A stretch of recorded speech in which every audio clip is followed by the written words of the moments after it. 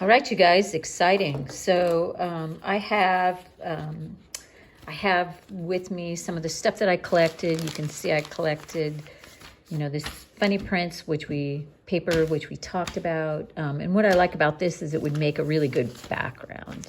Anything with just writing too would make a good background. Like that's a good, right here, good blank background, right? And you could cut that up in interesting ways to make a background. So newsprint is great for backgrounds. And then, I found some nice big lettering, some pictures of animals, charts. I found all this stuff really in one day. So COVID-19 stuff is good because it's telling the story of what's happening now, which is why I like the newspaper. And then we have our forms that we that we cut out before. I really like big lettering. You can cut those letters out and make them, just add one letter or a set of letters.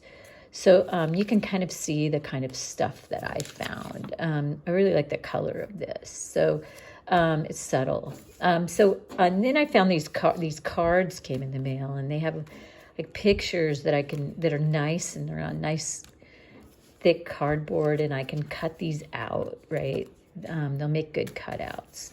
So I have a good pile of stuff now. I'm ready to make my assignment. So I'm going to show you an example of what we're doing here. And this is where the newsprint really comes in handy. You can see you're going to need some blank space. Now, you don't have to frame your piece like they did. They put it right in the middle, and you can certainly cut it off, make it go off the edge if you wanted to, as long as we know what your main subject is, right? And if we use our visual thinking skills, we could start to really build a story here. We got these giant hands. We have another set of smaller hands. It's like sewing needle and newsprint over the face.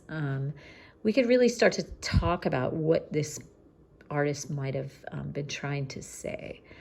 And the good thing is we can clearly see our main subject. I do like the diagonal here. It brings you down in the page. And I really like this little lettering down here. I maybe would have liked something down here in the corner too. But by using these three types of paper, he really did do a nice background for us. And if you look at these two, he kind of does the same thing in each of them. He kind of uses negative space to tell his story. And that negative space in this one has a really interesting, like little shapes in the negative space. Like this shape is really interesting. This shape is really interesting. I like this shape down here. So get creative with your negative space because you can really make it interesting. I love this one. I think this one is really working well. This one, they left a lot of the image. It looks like it's just one or two images. A lot of the work is actually in this cutout in the background.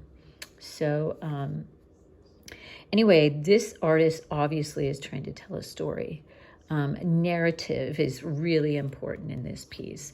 So think about how you cut things out. And remember the background, it needs to be blank, but still interesting. Like there's still a lot of texture happening in these backgrounds, right? Especially in this one. I love the texture, like these little textural areas. They don't really have any information in them, but they still help tell the story. So be really creative and really thoughtful and have fun. I'm going to put the name of the artist so that you can look them up, and all the sizing and that kind of information will be on the website. So, all right, you guys, remember, you can find pictures and ephemeral anywhere. It could be old pictures that you already had. It could be old pictures of you or your family. It can be, pages out of a notebook, right? Like this notebook with my writing in it. You could use that. I mean, it could be notes from a test that you took. So remember that ephemeral can be anything. So I look forward to seeing what you're going to do with this. Remember, you have to tell a story. And I want to know what that story is. So we're building narrative or story. Okay, you guys? So be thoughtful.